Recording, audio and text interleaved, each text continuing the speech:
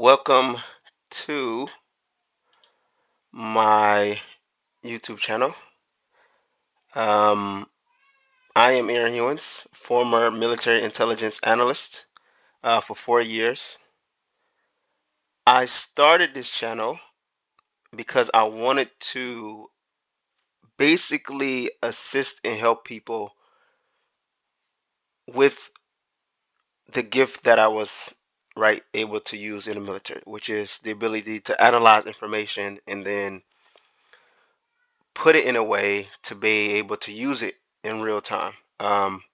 And recently, since I've exited the military end of 2022, November 2022, I had amassed within the military in my retirement account, which was a TSP, somewhere around $9,000 to $10,000.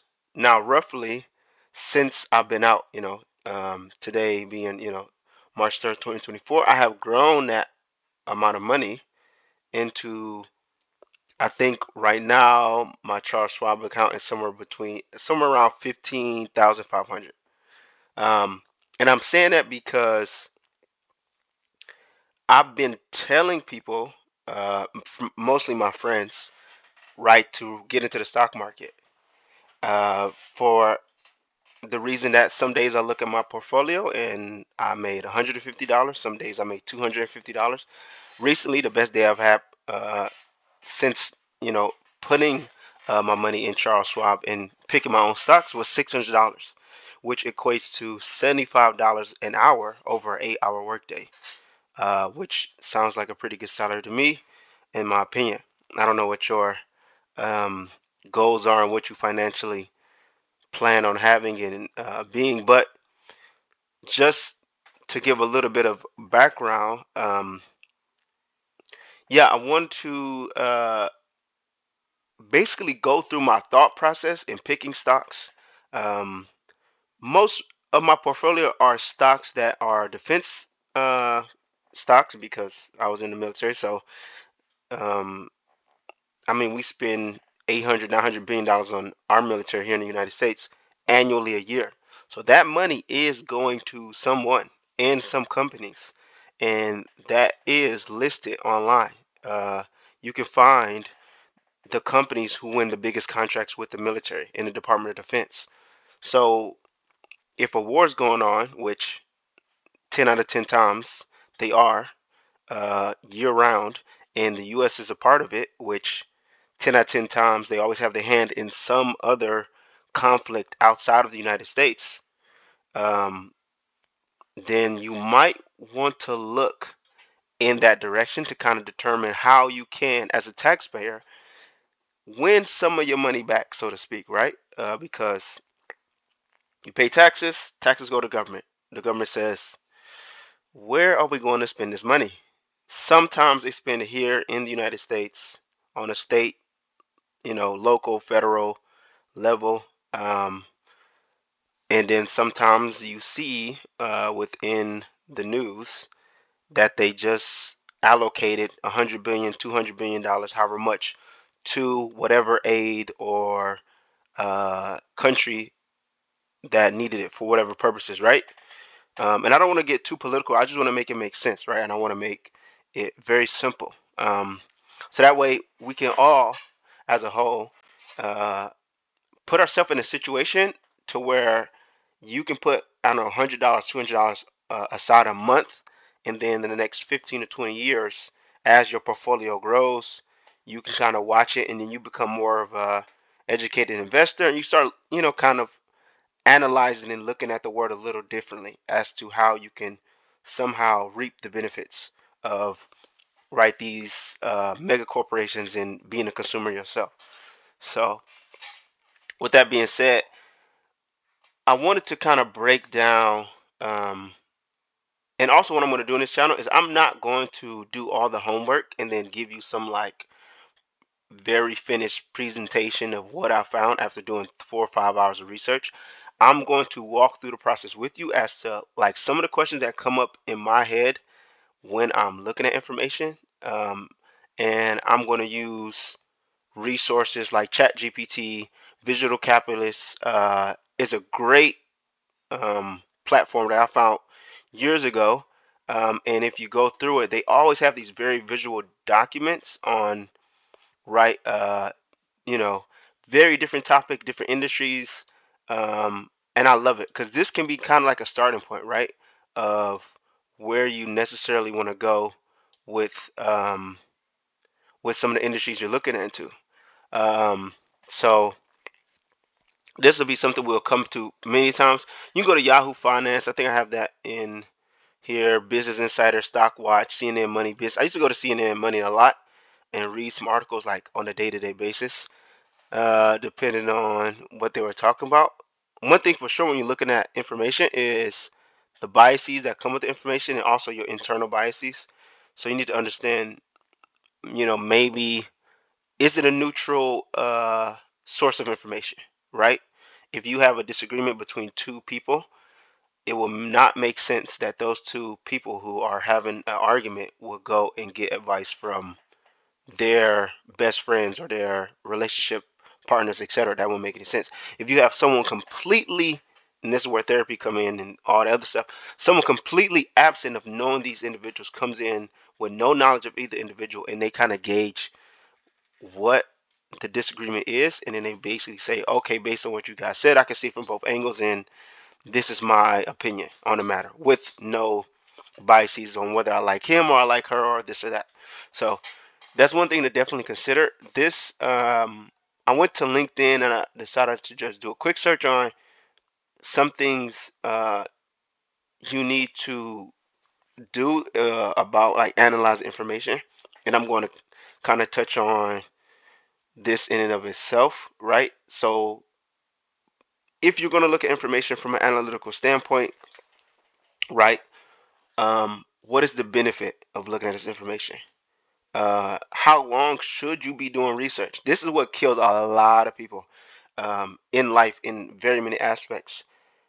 We talk and speak and we think and we research and we consider and we do this for months and months and months and months and months and months, and we never execute, and we never start to actually try to do the thing that we talked about. This idea in and of itself, this channel that I'm starting, um, literally came to me within the last maybe week or 2 weeks, right? Um, and I said, why not? Like, why wouldn't I not do it? If it helps just one person, two people, 10, 20, 30, 40, however many people helps, that's all that matters to me. I don't plan on selling anything. I never want to sell anything. That's just not my style. As far as like services, right? Like if someone wants to talk to me one on one for, I don't know, 15, 20, 30 minutes, if my schedule permits it, so to speak, yeah, I'll do it. Um, but I don't want to get into the point of like having these, hey, buy my training session for $500 or buy my training session for $50, and I'm going to show you the stocks that I pick and I did all this research. I don't want to do that because information is free. It's not really that hard to find. And I just want it to be shared, and the only price that I'm going to charge for my information for doing what I'm doing is just subscribe to the channel and share it. That's it. You know what I mean? I don't want to get into that type of I mean, you can go out and you can find all these people that offer services and they're experts in the field, and I'm not an expert at all when it comes to like finances and investments and real estate, stocks, ETFs, mutual funds, all these terms. We're going to look into these terms together as a channel, and that's the purpose of the channel is for people that aren't too familiar with these topics, just as myself. Um, and then I'm going to be able to break it down and try to give you a simplified version of whatever it is that we're looking at.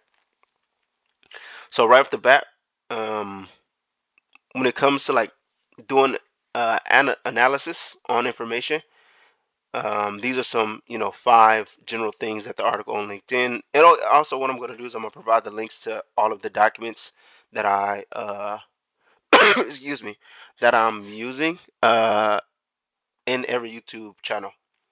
So I'm bringing all my videos are going to be raw. I'm not doing any editing. I'm not like no, because the brain farts is part of the process. And we live in such a society where people try to make everything so perfect and look perfect, and it's going to look finished and it's going to be beautiful and it's going to be like it's a movie, right? That's not how life works.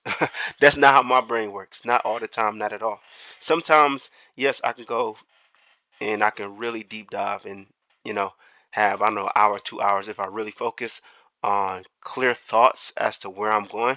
Sometimes I will fumble through the process and I want to capture that, right? I want everyone to see that, um, that ability to, right, pull back a little bit and not get too far into the rabbit hole. Because that's one thing that happens when you do analysis, even in the military. One thing that we did a lot, and I saw when I went through intelligence school, which is in Fort Huachuca, is we would have to, right, stay for 12 hours, gathering all this information on threats, targets, systems, et cetera. And what will happen is you get so committed that, and you're so sure of yourself that this event is going to happen and that all the information leads to this one conclusion, only for someone's information in the same, right, on your team to blow your whole situation up. And basically, it just destroys all the work, 5 or 6 hours have you been investigating or looking into this thing, because that's how it works. But also in the military, what we have is an intel cutoff, which is very, very important. And that's what I'm saying. Many of us, um, and I hope this isn't you, but if this is you, I want you to consider, if you're watching this channel, if you're sharing this channel, however you found it, as I'm giving you this information, don't be so hesitant to just get started. No different than starting a new diet or nutrition or going to the gym, going to see a new movie, things like that, right? Like, how long are you going to read the reviews about a movie and watch all the trailers for the movie and then watch all the people give you their opinion on the movie before you actually go and see it yourself? You don't want to get into the practice of doing that, because by the time you eventually go see the movie, right? Maybe they already came out with the second one. Maybe, right? I don't know. Everybody else's opinion about it has already kind of gotten to you. So I want everyone to be more goal oriented into understanding what they necessarily want to use with the stock market. Does it even work for your lifestyle, right? If you're living check to check, um, then this information will be probably a little bit later as you budget out more money to have on the side. 50, 100, 150, 250, $300. Me personally, I am going to be allocating to my stock market portfolio every month $250. That's already set. Um, and that is like immediately as I get paid, boom, straight into my portfolio. Uh, and it's best to set it that way, because many times what we do is we pay all the bills and we play, and then once we pay and we play, we're left with the scraps, and then now we try to, put in money a little bit to our savings. And generally that thought process with your finances just doesn't work. Like, it just won't work. Always pay yourself first, whether it's 5, 10, $15. Generally speaking, the rule of thumb is 10%. If you could do 15, 20%, that's fine. I'm not going to tell you what to do with your money, but I'm just going to tell you, if you look into investing your money, you can make more money just by doing nothing. Like, that is the best feeling ever, when I open up my app and I open up my account and I see that, wow, I made an extra 150, $200 doing nothing. Like, it is the best feeling to see that. And I'm thinking, wow, I'm going to be 29 this year, and how long has it taken me to finally figure out a little bit of how the stock market works and just to get into it? And now I'm kind of understanding a little bit more about it, the economy, and where money goes and who's getting paid and how does necessarily things work, right? In the most simple terms. So first and foremost, like I said, when it comes to looking at the information, know your purpose is their general rule of thumb on this article. Know your purpose. It says, before you start analyzing any information, you need to have a clear idea of what you want to achieve, what questions you want to answer, and what criteria you will use to evaluate the results. That is a perfect. Um, that sentence is very perfect. Before you get into anything, what is the overall mission? What is the goal? What are you trying to achieve here? What are you going to do once you have the information? Whether you get it from a book, whether you get it from an article, whether you get it from a friend, whether you get it from a best friend, what are you going to do with this information? Plenty times people come to you and they maybe gossip and tell you stuff that really doesn't pertain to your life and really isn't going to do anything for you. And then once you have this information, it's not really useful, to be honest, in my opinion. Most of the gossip and drama that you hear or you watch from celebrities and Instagram influencers and Kardashians, I don't follow that stuff because I always think like, how is this benefiting my life? Right? Like, how is this benefiting my life? It doesn't benefit my life at all. So, like me personally, I took 2+ years away from social media, um, because it was just I just couldn't see it. Right? I came to the point of like being on this thing wasn't making me any more money. It was taking time out of my day to view it, and I need to get rid of it. So the next point, number two, is gather reliable resources. This is something that I'm talking about, right? So reliable resources is, um, right, we're going to use ChatGPT, CNN Biz. We're going to use many different articles. I'm going to just go into Google and I'm going to just search and I'm going to just trying to show you like where my mind is going with this question and how I'm trying to be specific about uh, what I'm trying to get from this question. And like I said, you need to understand where the information is coming from, because depending on where it's coming from, um, it could sway towards left or towards right, right and wrong, etc., etc. Number three is apply critical thinking. Critical thinking is the ability to evaluate information objectively, logically, and systematically. Um, Critical thinking is such a funny word to me. It's always like, since you've been in school, it's like, oh, use your critical thinking, since critical thinking, critical thinking. Critical thinking, um, it is important, for sure, objectively, logically, and systematically.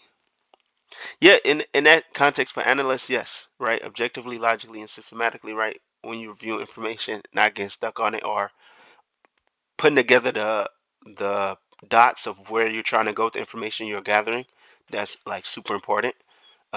Is this information you're looking at relevant to what you've been looking at, or are you going into the weeds? Because there's so much information that we're pushing. And information is very powerful, and that's why companies are spending millions and millions and millions and billions of dollars gathering your information and then selling it to third party vendors. And right, all of these apps, Instagram, Facebook, TikTok, etc., when you go on these websites and these platforms, they gather all this information and then they try to cater some type of product to you based on your search history, right? Your conversations. What are you liking on, um, what restaurants have you researched in the last 24 hours? What shoes were you trying to buy? What vacations were you trying to go on? All the information is very valuable, right? So number four, use appropriate methods. Depending on your purpose, context, and type of information, you may need to use different methods and tools to analyze information effectively. And that's just stats, graphs, charts. Um, First thing that comes to mind is statista.com, Visual Capitalist, like I was showing you. There's all type of analytical, data-driven websites out there that can help you.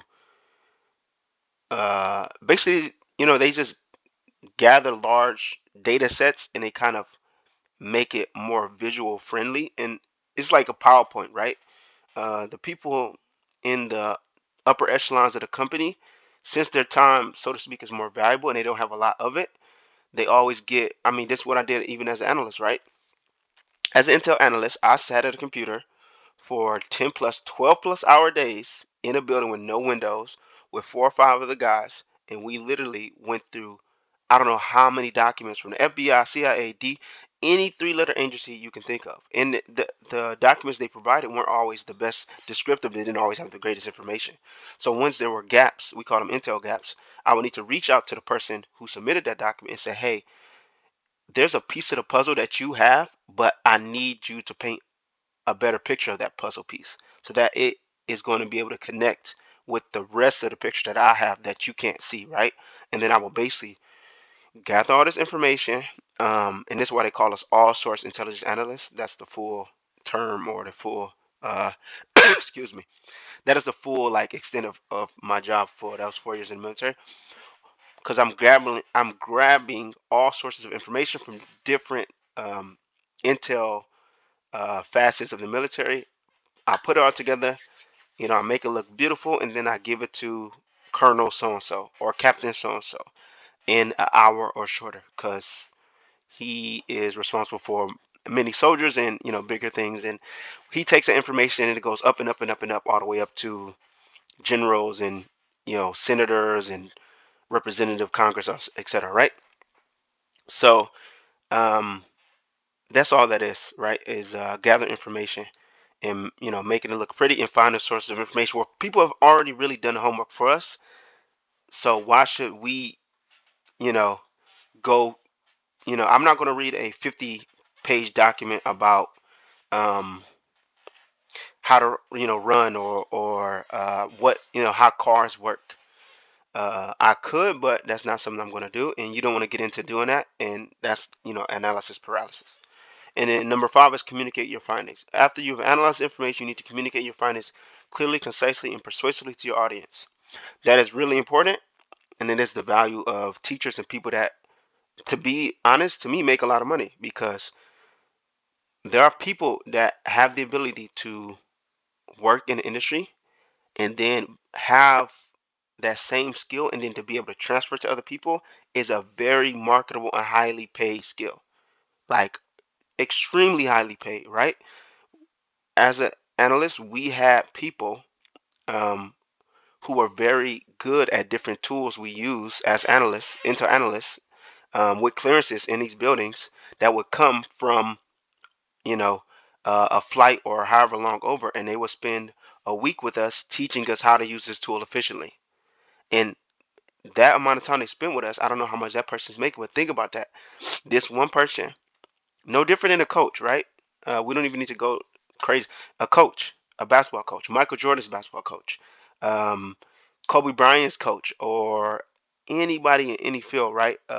Who you've seen train. I think of GSP's and Manny Pacquiao's ringside guy.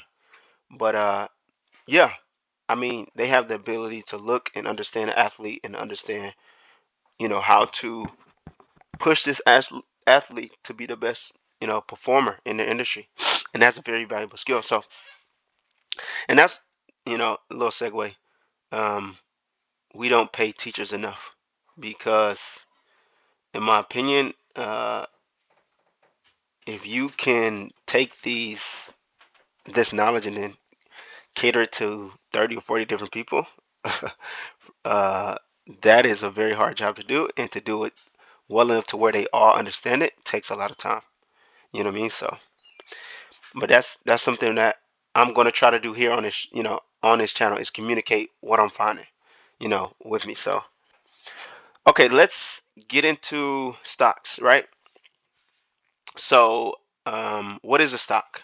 That's the first question we should be asking. What is a stock? And I think what's gonna come up, uh, Charles Schwab. That's funny, right? Investopedia. This is a great website, and this is what I was hoping was gonna come up, and I'm gonna save this one, and maybe I'll create like a tab, right, of information.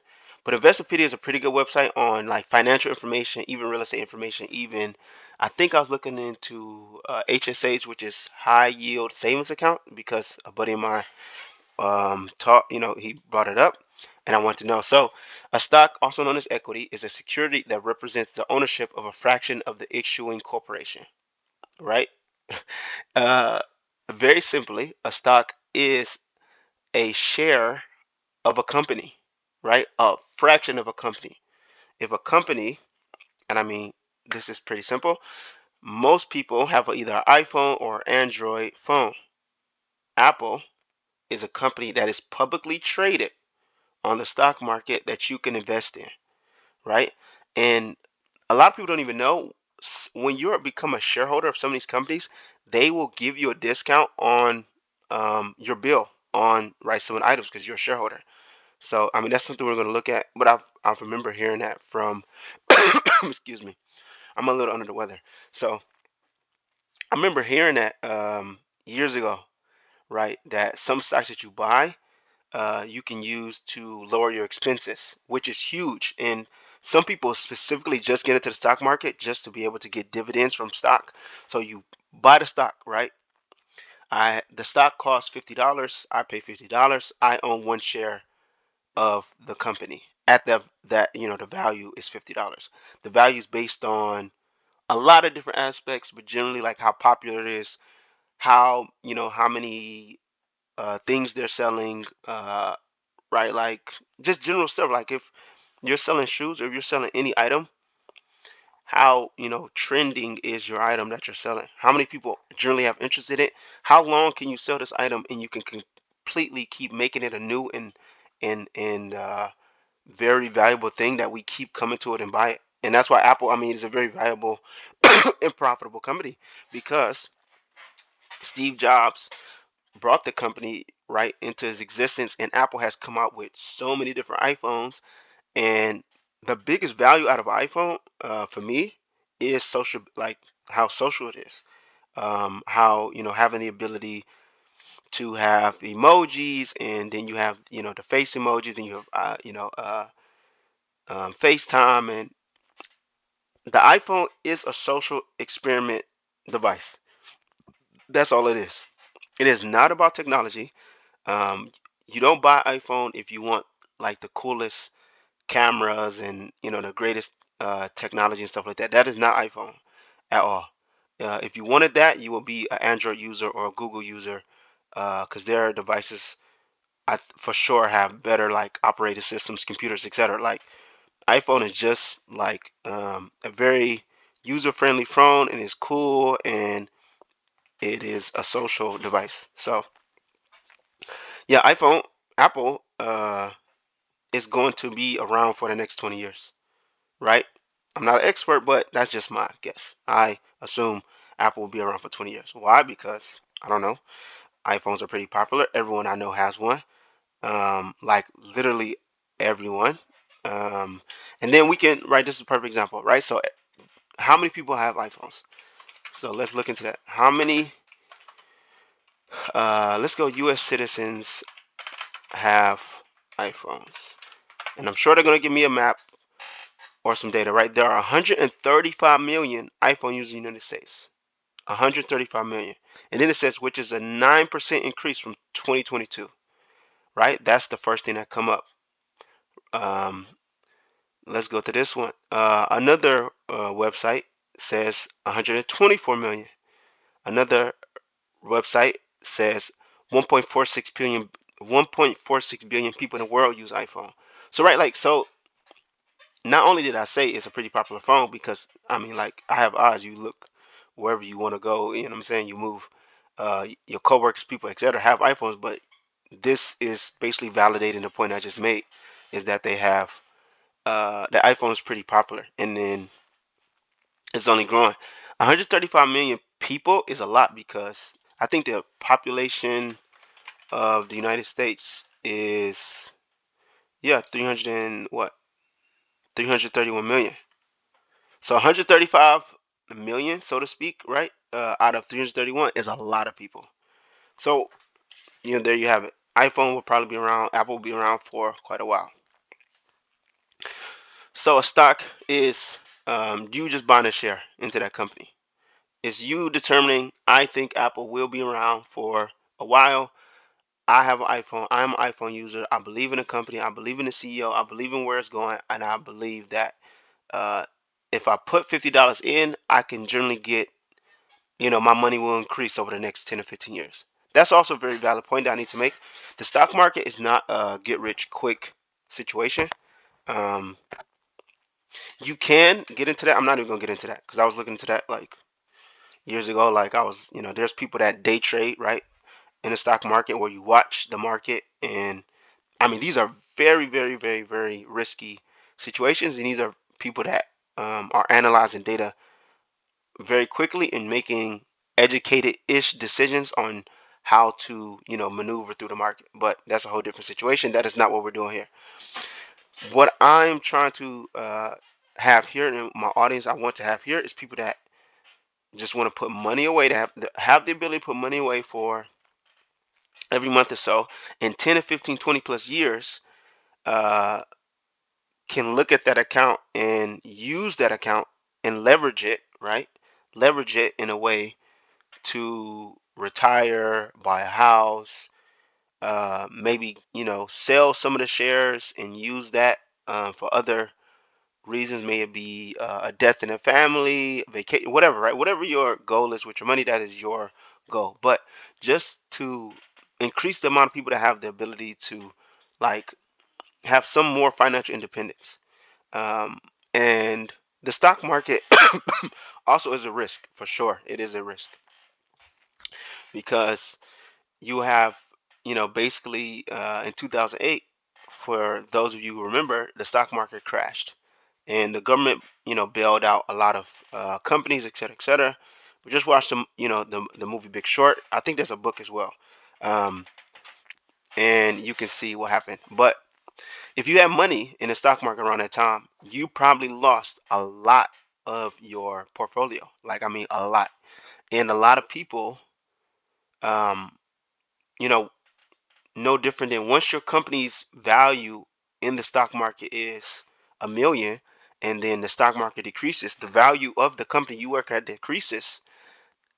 They're looking at themselves saying, okay, we were worth a million, now we're worth 600,000.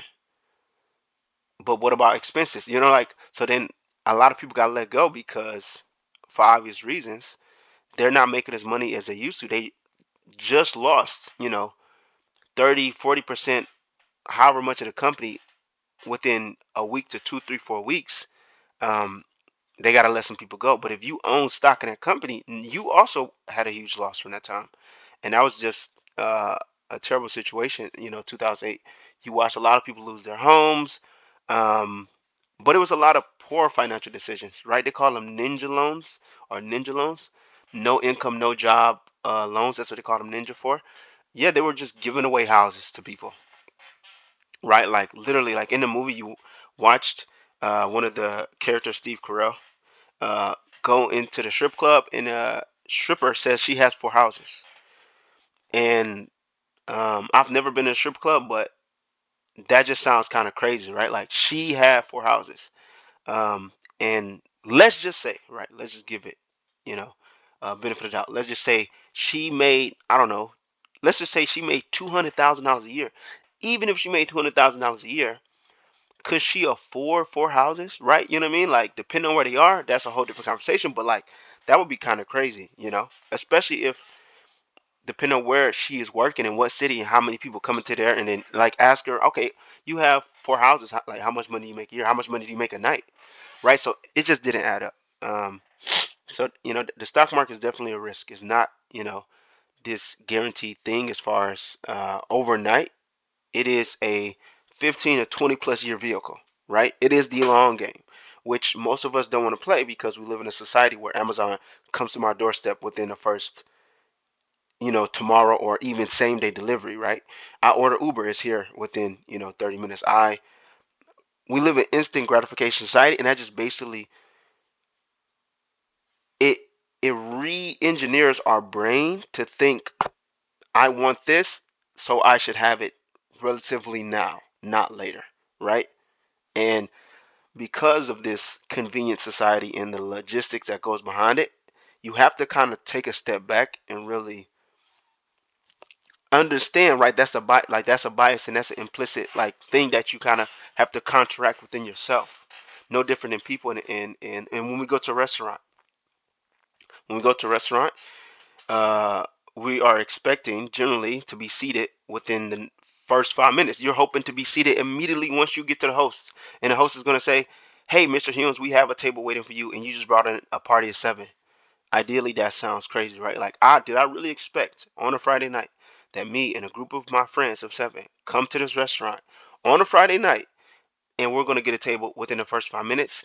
That doesn't really sound like an educated decision. That's right. I mean, you'll be kind of, oh, but people do this. We are now doing this like all the time. We just assume I have to rush to work, and traffic is not. There's not going to be traffic. I left the house late, and I have to be at work, in 10 minutes and it's a 25-minute drive, and now I'm rushing and I'm just praying to God that no one's on the road and I can just speed straight to work and I can get there before my boss or coworkers notice, right? And yeah, so that's something you have to understand, for sure. Stock market is not this instant vehicle to success. If you have seen that online and around, some people, yeah, I mean, there's always a few individuals, the anomalies, right, that um, can see their portfolio grow from, and even attested to my own growth within the last, what, a year or so.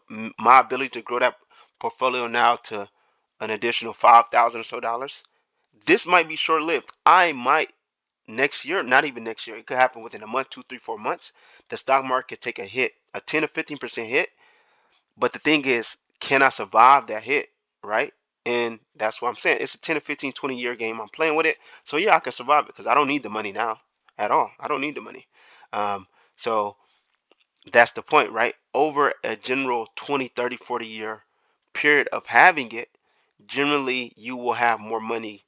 I mean, obviously you're gonna have more money at the end of it than you did uh, when you put into it, unless, right? Which is quite rare. Even let's say you were about to retire in 2008. Let's go there. Let's say you were about to retire in 2008 and you started your stock portfolio back in, I don't know, 1991. Yeah, you're gonna have more money, but I mean that would have been a rough time to exit the market because, right, the valuation of the company, those companies were less, so it wouldn't be as much. But at least you would have something versus nothing, and that's the thing. A lot of people are counting on these companies to pay them pensions when they get out and they do 20, 30 years. But there's no guarantee on it, right? There's no guarantee that they're going to pay you a pension. There's no guarantee that that company's still going to be around. But if you have a portfolio full of stocks, full of uh, choices that you make in everyday consumer items that you see every day that you believe is going to make it, maybe you have 50 companies. Out of those 50 companies, some of them are going to make it and some of them are going to be able to give you uh, some return on the money that you put into it. So yeah. So that's what a stock is, right? She says, understanding stocks. Corporations issue stock to raise funds to operate their business, and the holder of a stock, a shareholder, may have a claim to part of the company assets and earnings, which, right, is what I was saying. The shareholders, once you buy one, I don't know if you need to buy a full share of the stock to be a shareholder. I don't know if you need to be a part owner, which is, that's a good question, right? Like, do you need, let's ask ChatGPT.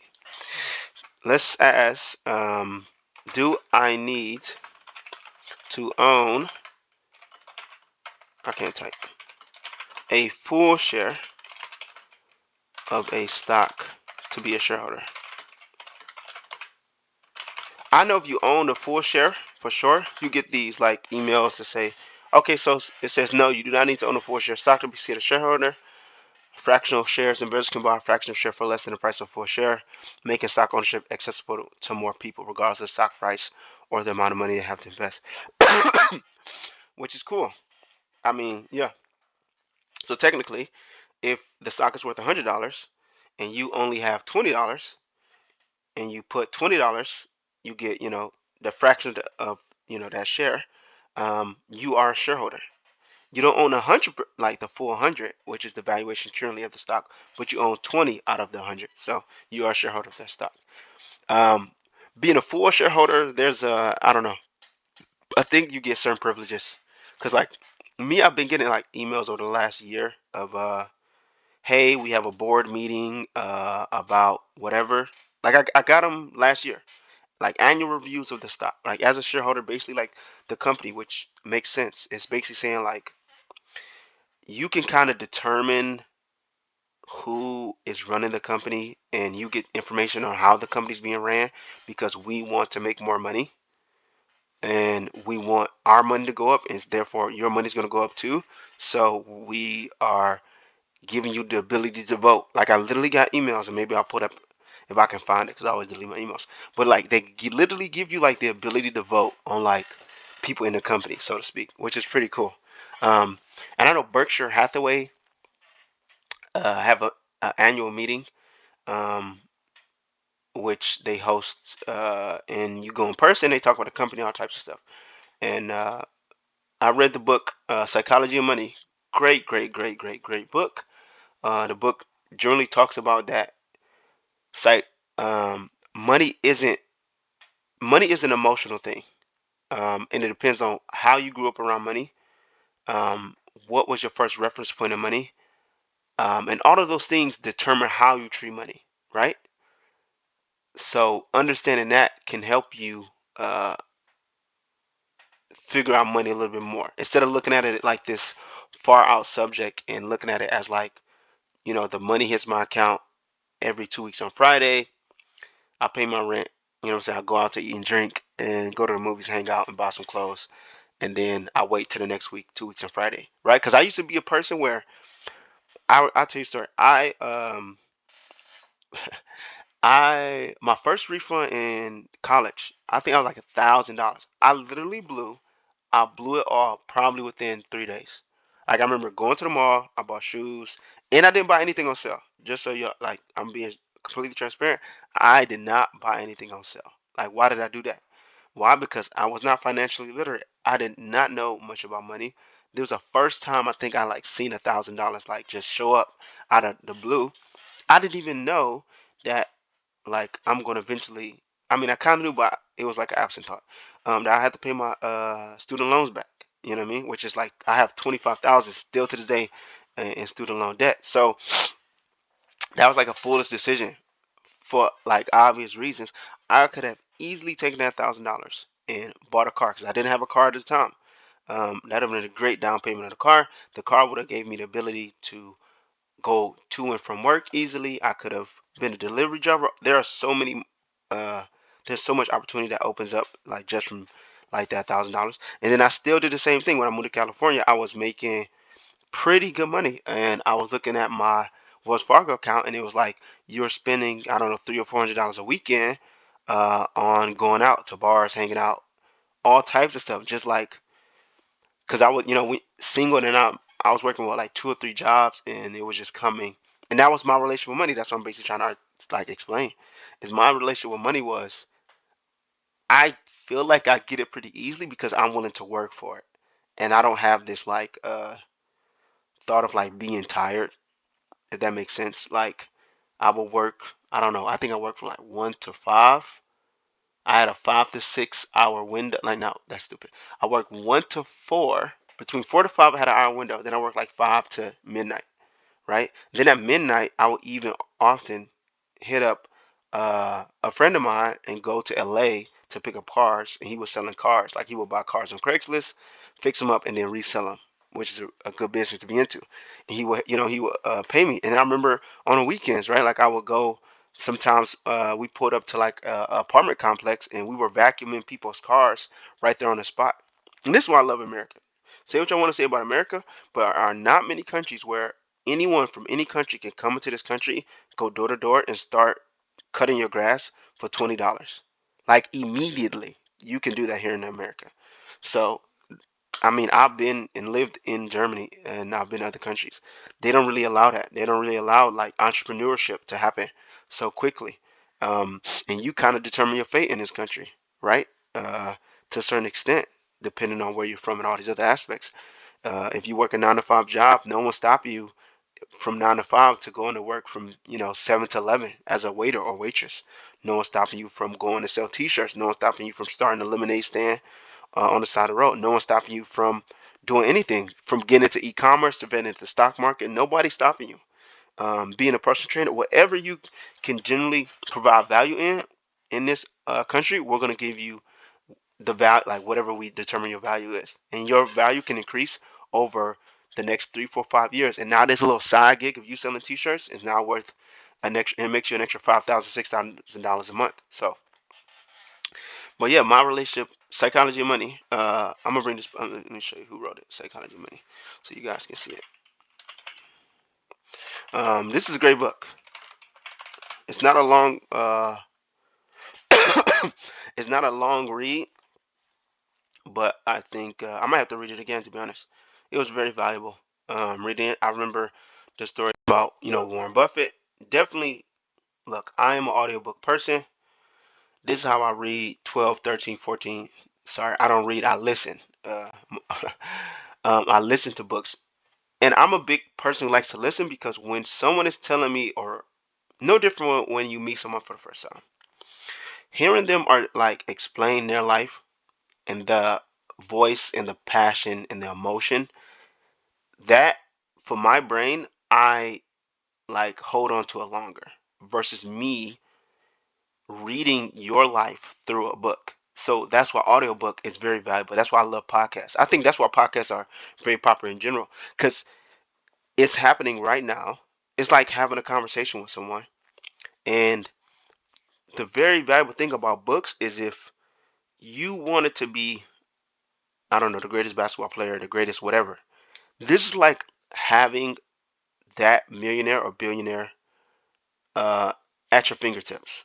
Like, if you wanted to know how their mind works, if you wanted to know what they went through, if you wanted to know the conclusions and all the things that they thought and where they're currently going, just read their book.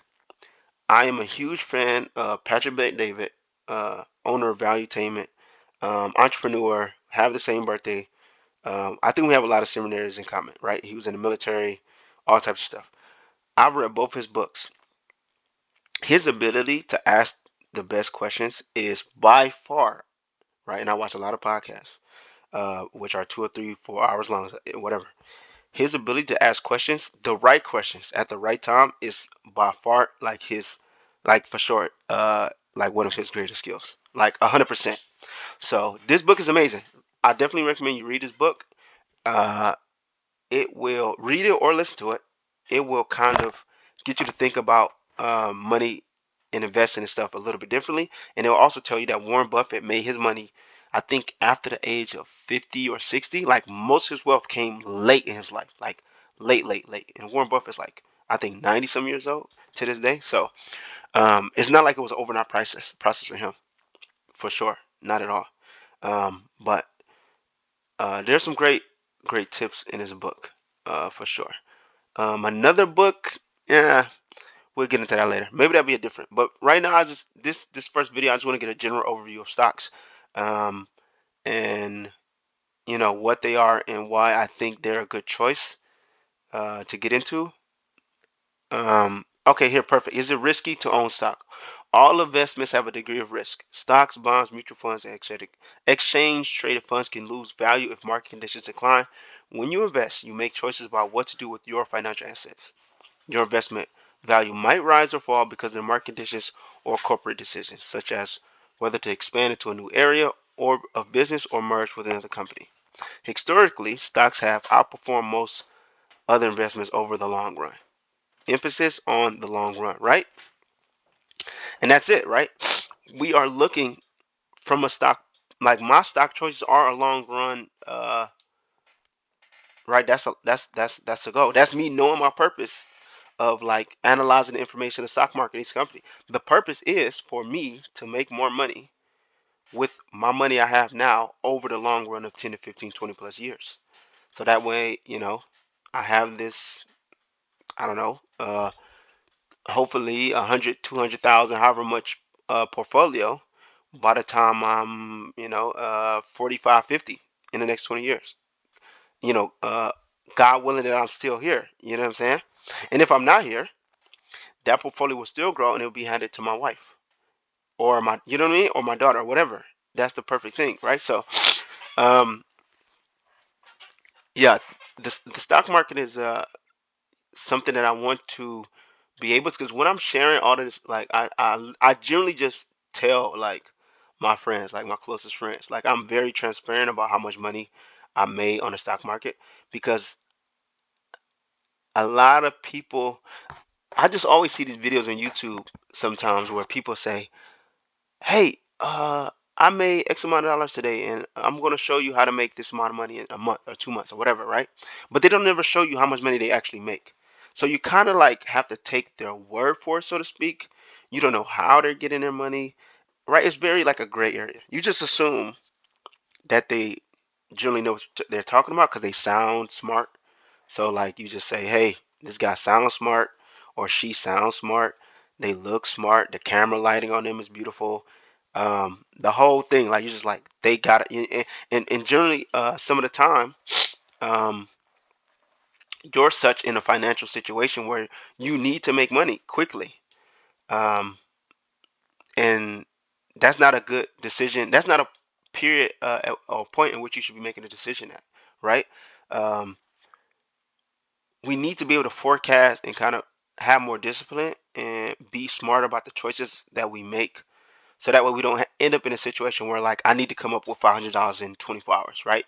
Like my car broke down or living check to check, right? Which most Americans live check to check.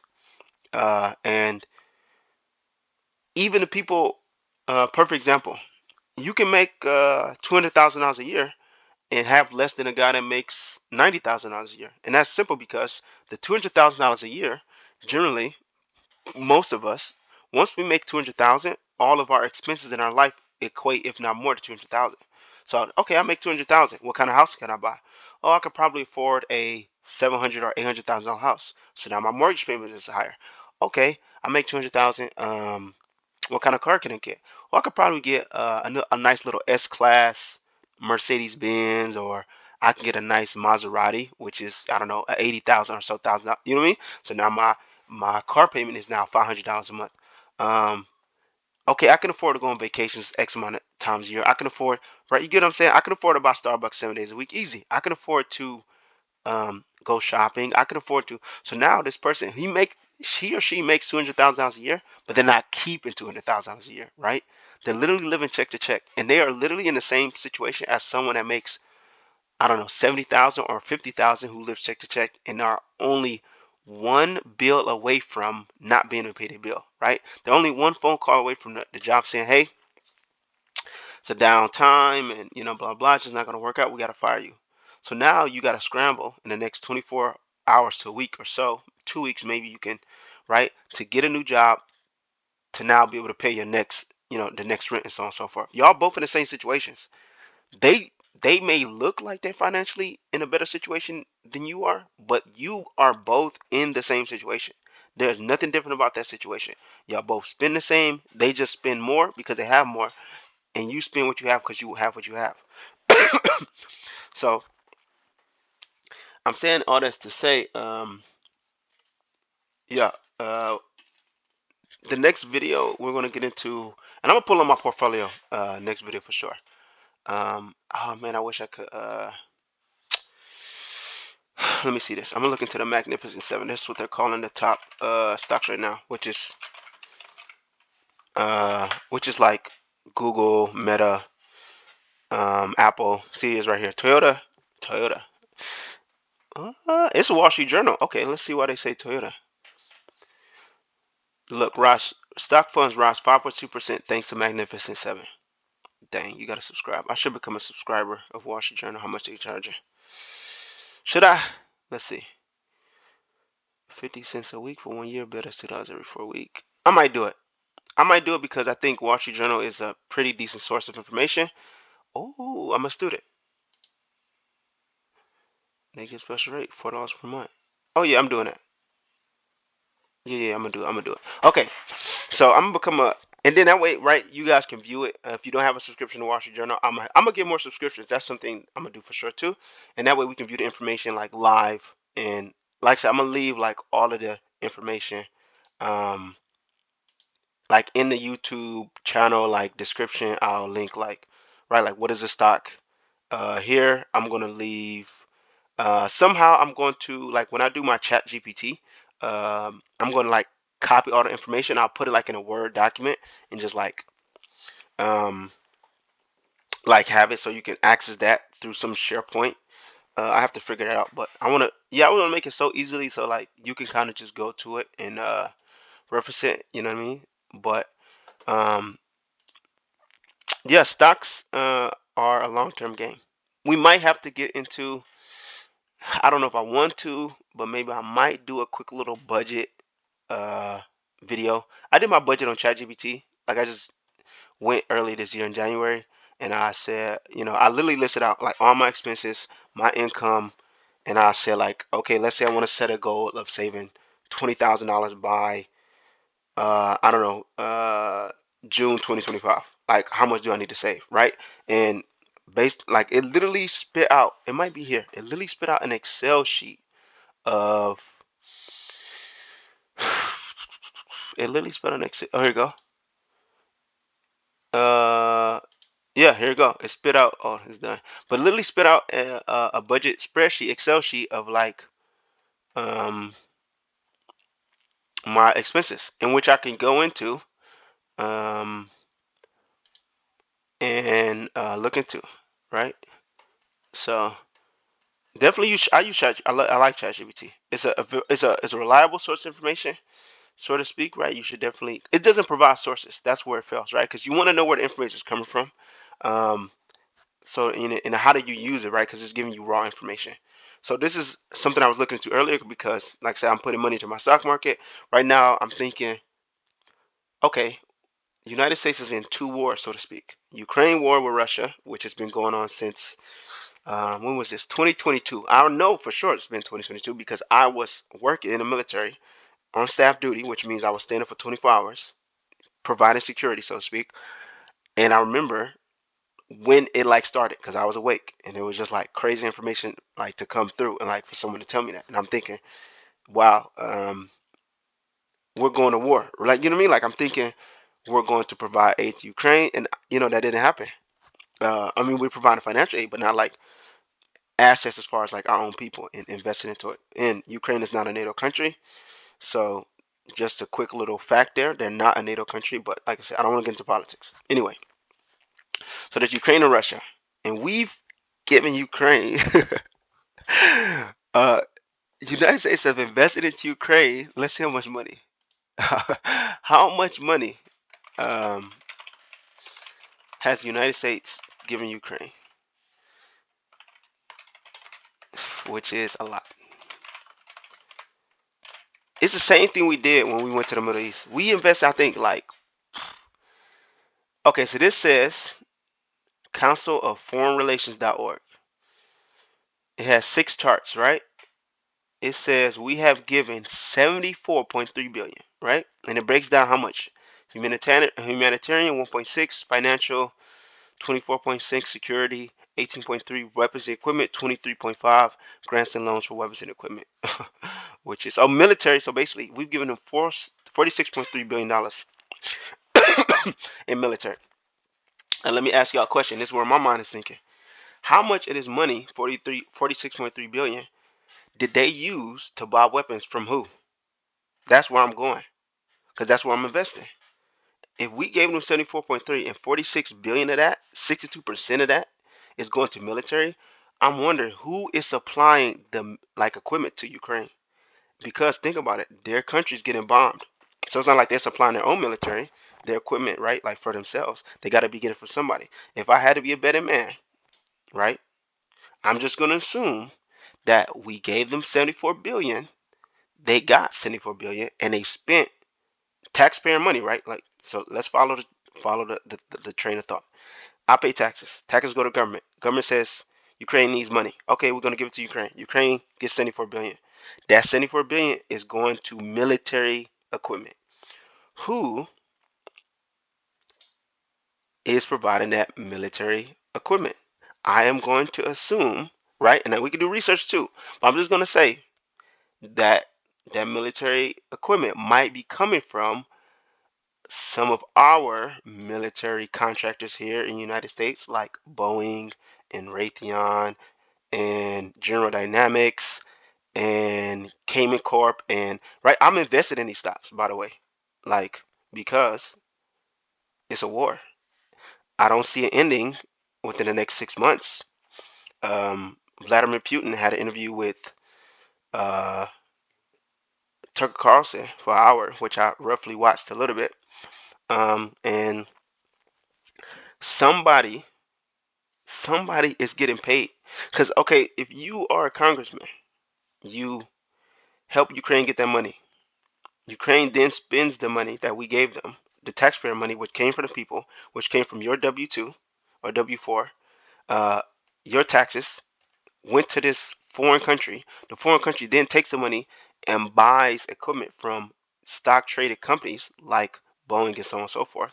Um, if you so happen to be a large share owner as a congressperson, whatever, in the company in which they used some of their money, you just got some money from giving the money to, you get what I'm saying? It's like a paper trail. Somebody's always getting paid. Like, just pay attention. It is not about race and all this other stuff that people be saying it's about. That is the bottom of the spectrum. Like, if you want to talk about what like real things about when it comes to politics, and it comes to I love this man has his little bunny in his pouch. Um, when it comes to stuff like that, uh, I hate to say this, but it's like generally about who's getting paid. Like that's what is on. Like, who is getting the money and how am I getting more money, right? As a congressman, as a politician, as a person, whatever. It's not about this, oh, we need to save them and blah blah blah blah blah. It's all shenanigans. I'm telling you, as a military person, there are for sure people in the government and governments as a whole that want to do right, but I just think it's so hard because if I am a person, I go out with my friends on Friday night. I don't drink alcohol, but they love to drink, right? So we go out. We're having a good time. They're drinking. Um, I mean, everyone around me is drinking. How many times am I going to go out with them and not drink before they just stop inviting me? Because I don't drink, or I stop going in general, right? Like, I'm bumping shoulders with people that drink, but I don't want to drink. But everyone else is drinking and having a good time doing it. And I mean, it's kind of a bad scenario because, like, in the government, if you are around people that are getting money from the citizens of the country, and the money is somehow ended up in the people around you's pockets, no different than, I'm thinking of I don't know if you've ever seen the movie American Gangster, but a great movie, right? That police officer who would not take drug money was basically scrutinized and like ousted by his department because we all have dirty hands here. We all are getting money and like we are taking advantage of the system. You are trying to be a goody two shoes and not taking advantage of the system. So either you gotta go, we gotta get you up out of here. Something's gotta shake, fam, because it's not a great relationship to have. So that's all I'm trying to say. Um, and that, right, is some companies we should look into. So, and that's what I was looking into earlier. Is okay. I started thinking, war's not going to end. Okay, it's not going to end. Not this year or the next 2 years, whatever. I'm like, I wonder who provides. Right, I was thinking like gas, right, fuel. Who's fueling our military, which we spend, right? Let me show you. How much money do we spend on military year? On our, yeah, let's do military. I was gonna say defense, but it's gonna be the same thing. Okay, the United States has led the ranking of countries with the highest military spending in 2022, with 877 billion U.S. dollars dedicated to the military. Right? Let me say it again. 877 billion U.S. dollars dedicated to the military. That constituted nearly 40% of the total military spending worldwide. Worldwide that year, which amounted to 2.2 trillion US dollars. Okay, we got some big numbers here based on the first search, and this is statista.com, which I'll probably buy a subscription to as well, because they'll give you, and right, this is cool because they give you PDF, PowerPoint, Excel sheet, all types of stuff, right? And they provide, I think, references to the information, like, citations. No different than when, like, you're writing a paper in college, you gotta like provide like, how did I come to this conclusion, and where am I getting this information from? Not just pulling it out of thin air. $179 a month. That's a lot of money. Mm, yeah, we'll talk about that later. I mean, I kind of get it because they do a lot. Like this is a very, I think, valuable source of information, and they're like like they're literally going and getting a bunch of like sources of information and providing you it like in this very good version. But yeah, excuse me. So yeah, 877 billion. So given that, right? I was like, okay, who's giving gas to the United States military? They was I looked up. It says Defense Logistics Agency, right? And also most of our government contracts, not even most government contracts is publicly like listed. Like you can literally go and find um, biggest government contracts, right? I said I was gonna use Chat GPT, and we're not even using it. And we can go to is this it? Government Accountability Office. Let's just see what they talk about. This is a snapshot. August 15, 2023. Which agencies were responsible for the most contract dollars? Department of Veterans, Department of Energy, Navy, Army, General Service Administrations Department. No, no, no, no, no, no. I'm going to look at the companies who win the biggest contracts. See, you got to be specific. So, which companies win the biggest government contracts? This is it's a whole website. It'll literally tell you like per dollar. The Hill right here, Lockheed Martin won 47.7 billion. Right. We need to look into Lockheed Martin and see if it's a publicly traded company, so we can get some of that. But there's a website. I know there's a website because I've been on it. Um, is it sam.gov? Let me see. I think it's sam.gov. Mm, mm, mm. Okay, here you go. Sam.gov. 100 contracts of the U.S. federal government. So you go to sam.gov, whatever they're trying to get me to do. Uh, home, search. Um, filter by search domains. Can I do guns? Is that a thing? No. I'm gonna have to figure out how to maneuver through this because uh, I remember like you can see dollar amount, like how much dollar amount. Maybe that's a ChatGPT question we're gonna go into for sure. But yeah, right. So I just wanted to know who fuels the military. We spend a lot of money in the military. We, 40% of the world's budget. We spent, we're 40% of that. So BP, have you seen a BP? I'm sure you've seen a BP. They're the green and yellow sign. Chevron, right? It's like blue and red. Valero, I'm not really familiar. Marathon, everyone knows Marathon, right? And then you got, a list of like 10 companies here. Um, so out of this list that ChatGPT gave us, my next question would be is which one of these are publicly traded, and what is their overall um, what is their overall performance the last 5 years and maybe the next 5 years? Like, do I think they'll be around? I for sure think they'll be around. Like, I don't even have to do much research. That's just my conclusion. Like, I can skip all the research, but if you want to do it, so. But basically, my next question was, which of these companies have seen the most stock growth in the last 10 years and will continue to perform for the next 15 years based on the stock market index?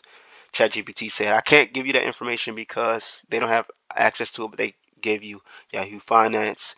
A great source of, I used to get it for free when I was in the military, is Morningstar. Morningstar has a like stock, they rate stocks and like they give you like all of the information on the stock and stuff like that. It's a great um, database information to look at as well. So, and I mean, as I'm saying this, right, this is because like I have, I don't know, somehow accumulated and been able to reference and still remember like these websites, and because I remember like looking this stuff up, like right, and looking into it for whatever hour, 2, 3, 4 hours, 5 hours, however long I looked into it. You know what I mean? That's it's just what it was. And the beautiful thing also about doing your research on Google is as I'm looking up all of these tabs and I have them open, when I go through my phone and I just go to Google, every once in a while, the articles that will pop up for the next however long, because I plan on trying to do like a video or two a week, will be about finances, and I'll just save some and I'll maybe come back and we'll speak on it in a video. So then I asked, can you give me the annual reports? And it says no, they can't do that. Most public traded companies have dedicated section for investors or shareholders where they publish their annual reports. As I was saying earlier, right? They have a dedicated section for investors or shareholders where they publish their annual reports, financial statements, and other regulatory filings, right? So every year, um, I think 3 or 4 times a year, they call it the quarterly earnings. And your company, if you are at a company that's publicly traded on the stock market, um, have to publish basically like where they currently are, like what the progress of the company is, and they have to basically like guesstimate will they be more valuable or less valuable based on market conditions and all this other crap, right? Um, and that's a good uh, thing to look at. Like I work in the automotive industry, right? So maybe I should start looking into automotive stocks because that is I literally work there like every day of the week. I have more information about this industry than most people because I'm in the industry, so I can talk to, right, and I can see like I don't has your company brought in more employees in the last year, or are they letting go more employees? That's a good question. Have you got a pay increase in a company in the last 5 years? Is there a talk of giving you a pay increase in a company? Is there a talk of the company expanding? Is there a talk of giving you health insurance? Is there a talk of having you have a pension? Right? If like just think about where you work, right? Think about where you work in your industry and what you see every day. Um, and you don't even have to be like you could be working at a gas station. And just as basic like just take a step back, take a deep breath, and then think about how much money you make at the company. Um, right? If you are next to the manager, right? Just start doing a little bit of research. Put your phone down for just, I don't know, 15, 20 minutes. Get off Instagram and just think for a quick second. Take a step back. And you can gather a decent amount of information about your own organization that you can use to financially, make more money, right? At the company that you currently work at. So the next question I said is, can you provide the stock ticker for each company? So all those companies listed, right? I'm gonna scroll up. They're not all on the stock market, but out of all the ones that are BP, Chevron, Valero, and Marathon. Out of those four, um, all the Phillips is also right. I asked because I'm like, why did it? Like you only gave me four out of that many.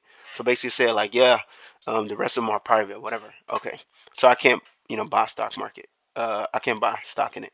BP probably gonna buy and invest into it. Chevron probably gonna buy and invest to it, and Marathon probably gonna buy and invest to it. Because those are, I don't know, they've been around for years. You can go to their website, understand the mission statement, whatever. Um, and this was some other stuff. But that's how I came to the conclusion of potentially, right, stocks that I'm going to buy within the next, probably on Monday. Because I'm going to push this video like out today. I'm not sitting on videos.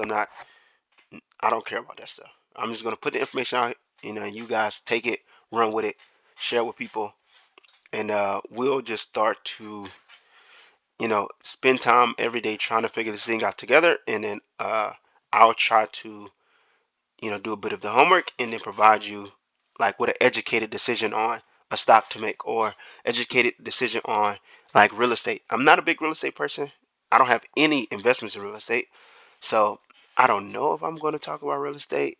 It's something I'm considering because I went on a vacation and I was at a condo and I was like, okay, Airbnb and I'm paying this much. And if I can rent out the Airbnb for X amount of months, right? You know what I'm saying? Like I just start kind of analyzing the possibility of it, right? How frequent and how booked is the Airbnb that I'm currently staying at, right? If I'm going to a hotel, like I fly Delta.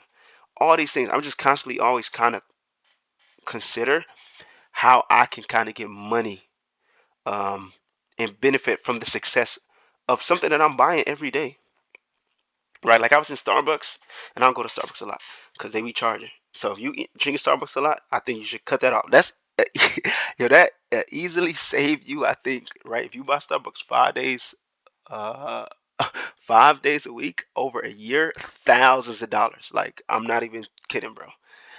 Your boy here goes to Trader Joe's. I'm not sponsored by Trader Joe's. I just love Trader Joe's, and I bought this little French vanilla cold brew coffee that I'm sitting in my, and it says 100% Arabic coffee. I don't know if it is. This can is $1.25, and it has 5 grams of sugar. So um, yeah, this can is $1.25, and some of y'all out here buying $7 and $8 coffees every day, and I don't understand it. You know what I mean? But for us people who don't, what I mean, go to Starbucks, that's a great investment for me because I'm looking at you like, okay, continue to go to Starbucks because the more you go to Starbucks and the more gift cards you buy for your friends on their birthdays and holidays and Christmas, I'm just making more money off of you because you gonna go there every day. So that works. So keep going regardless because I'm gonna end up buying Starbucks as a stock as well, for sure, for sure. Um, so that's what I'm saying. Like, uh, a little bit of homework for you guys until the next time I publish another video. Go to the supermarket.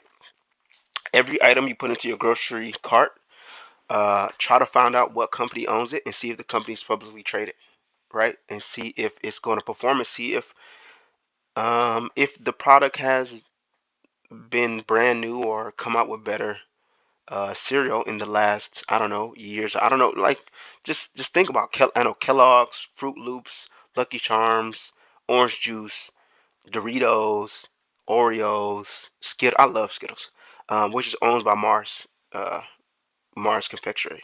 I know that because I wrote a paper on it because I love Skittles that much. Like I literally wrote a paper on the company. I used to love their website too. But anyway, right? Like I buy Skittles. I know a lot about Skittles. I know like I used to buy all the flavors. I can think of like I can list off probably right now at least 10 flavors that I've seen. And I can tell you the best ones I've ever had. And I can tell you there's a Seattle mix that they only sell in Seattle and I've always wanted. And they only sell at the stadium. And they only sold it at the stadium because Marshawn Lynch was eating Skittles on the sidelines. So that's why they have a Seattle mix. You get what I'm saying? Like this is random information that I know, but this is how my mind works because I be like looking into stuff for whatever reason. I can spend a cool 30, 40, 50 minutes, an hour, days, kind of like, analyzing information and then kind of use it um, to a certain way uh, to make financial sense of it, and we can, uh, all of us, those of you, here and sharing it with people, we can make better financial decisions and we can make money off of using information that is always out there. So yeah, I hope you guys have a great week. I am sick.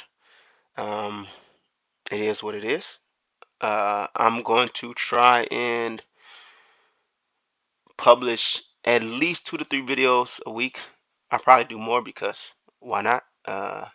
This is just you know, doing a little bit of homework, and it's to my benefit. The more we look into this, and I can learn more. And please leave in the comments like if you have a stock portfolio, like leave some stocks you've looked into, some stocks like leave a little history, like maybe if you've seen some growth in your stock. And my portfolio isn't even that big, right? Like I follow this guy on YouTube, and I remember he's a young guy, and his whole motto was he wanted to invest in stocks just so the dividends can pay for his expenses, which is like this, like that's such a smart thing to do, right? And he has over $100,000 in stocks, and he's very like he does like how I'm gonna do. I'm gonna show you like my stocks and how much money I have in the stock market and which ones failed, and we're gonna look into that a little bit. But yo, imagine if you had enough money to cover your expenses that just come out of the stock market, what I'm saying, on a monthly basis. You basically living for free, so to speak, right? As long as you don't increase your expenses, um, and you're chilling. And then any other money you have, you can put towards the stock market, or you could keep investing, and you just have more freedom and opportunity. And I think that's what I really want. That's not even what I really want. It's like generally what I want for most people in life. I've been blessed to go through a lot of trials and tribulations financially in a lot of situations where I had to uh, hustle and all these things. And I don't want to be at the top, so to speak, or I want to be in a situation where like the people around me, like we're all in a position where we're not financially stressed. And it gives you the ability to breathe, take a step back, and really analyze what really matters in your life and who really matters in your life. Um, and God willing, if I'm in a position financially to bless people, I cannot wait. And I pray and pray and pray and pray that I can do that, because I would love to do that. To be able to one day on this channel pick someone from the comments and fly you to your favorite destination for a week, all expenses paid, trip, flights included. Um, that will be a blessing and a manifestation of itself. So I appreciate y'all for tuning in. Make sure to like and subscribe and share to the channel. Leave comments on whether you found the valuable, whether you thought it was boring, or maybe the audio sucks. I don't know. Leave, just say something. You know what I mean? Even the bad stuff, that's good, right? We need to all have some criticism about. That way we can, improve on all facets of life. So I appreciate y'all for tuning in. Peace.